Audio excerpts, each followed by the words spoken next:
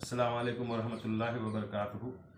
टोकरियाँ वाला बनी इसराइल का एक हसीन जमील नौजवान टोकरियाँ बनाकर फरोख्त किया करता था, यानी टोकरियों का बिजनेस करता था। एक बार वह टोकरियाँ लिए शाही महल के करीब से गुजरा। बादशाह की मलिका की जब उस पर नज़र पड़ी तो वह उस पर आशिक हो गई।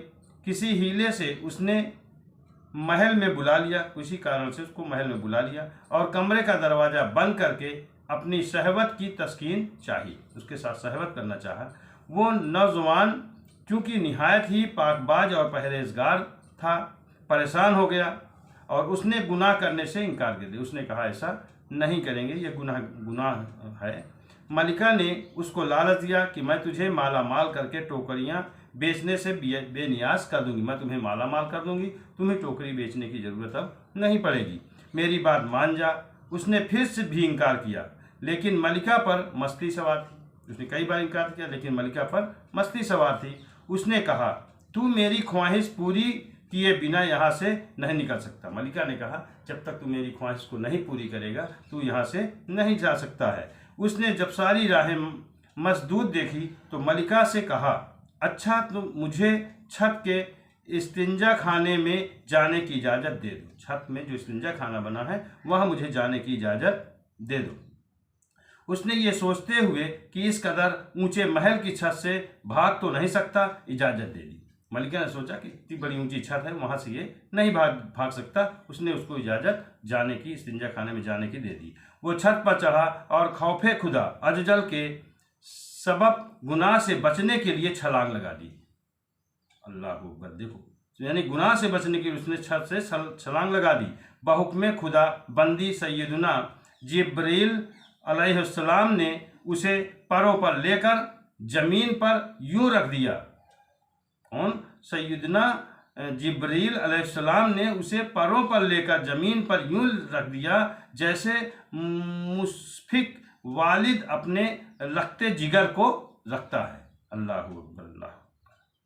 वो खौफे खुदा अजजल रखने वाला खुश नसीब नौजवान बहुत बड़े इम्तिहान से कामयाब होकर मगरिब के वक्त घर पहुंचा।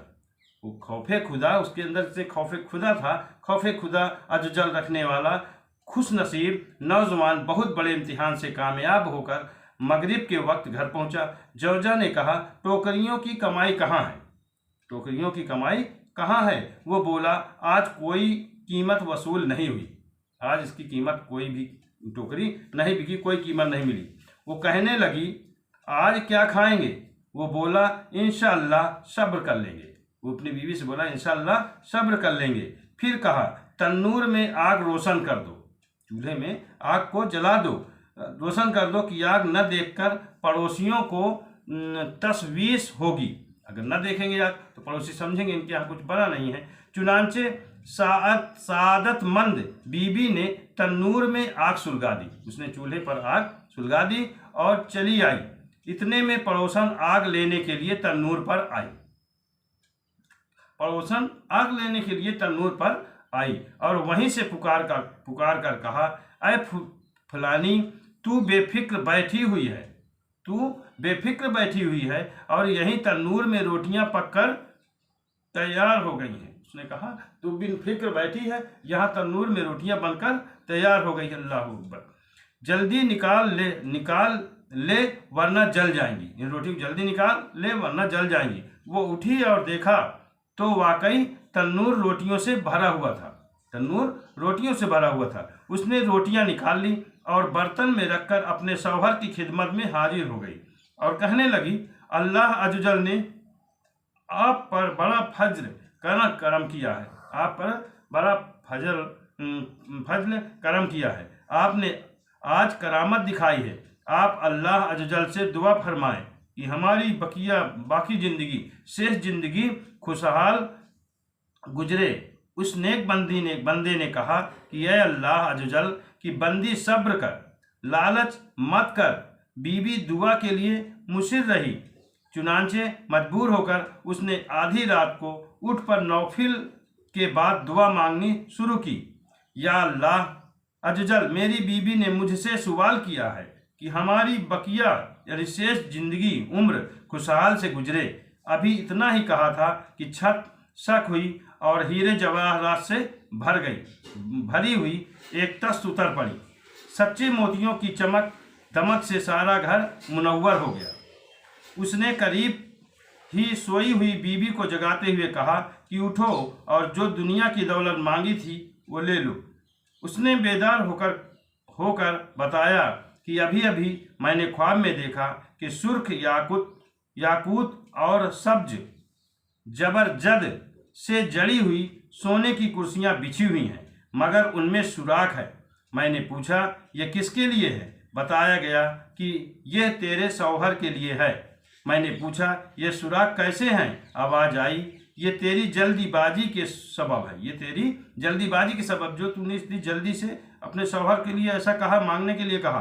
ख्वाब बताने के बाद बीबी ने कहा, मेरे सरताज, मुझे माफ़ कर दीजिए। मेरी जल्दबाजी की मुझे इस सबब से नसीहत मिल गई है।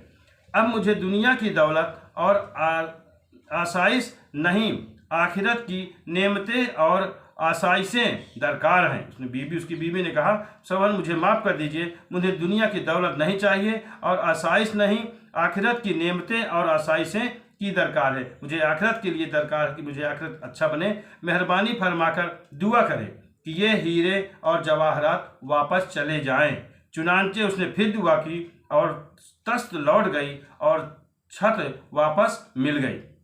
मीठे मीठे इस्लामी भाइयों, देखा आपने खौफे खुदा अजजल के सबब गुनाह से बचने पर बनी इसराइल के नौजवान पर खुदाए रहमान अजजल किस कदर मेहरबान हो गया और इस जवान को कैसी कैसी करामतें हासिल हुई। और ये भी मालूम हुआ कि दुनिया की आसानियों के लिए जल्द मचाना और माल दौलत को जल्द पा लेने की तड़प भी मुनासिब नहीं। एक बुजुर्ग रहमतुल्लाह अलैह फरमाते हैं, दुनिया में जो कोई नेमत मिलती है इसके सबब आखिरत की नेमतों में 100 हिस्से कमी आ जाती है। जितनी हमें दुनिया में नेमतें मिलेंगी, इसकी सबब वहाँ आखिरत में उसकी 100 गुना नेमतों में कमी आ जाएगी। जीना से बचने का इनाम तो आपने मुलाहिजा फरमा लिया, और जो बदनसीब जीना में मुब्तला हो जाता है उसका अजाब भी पढ़िए और खाफे खुदाबंदी अजजल से लरजिए।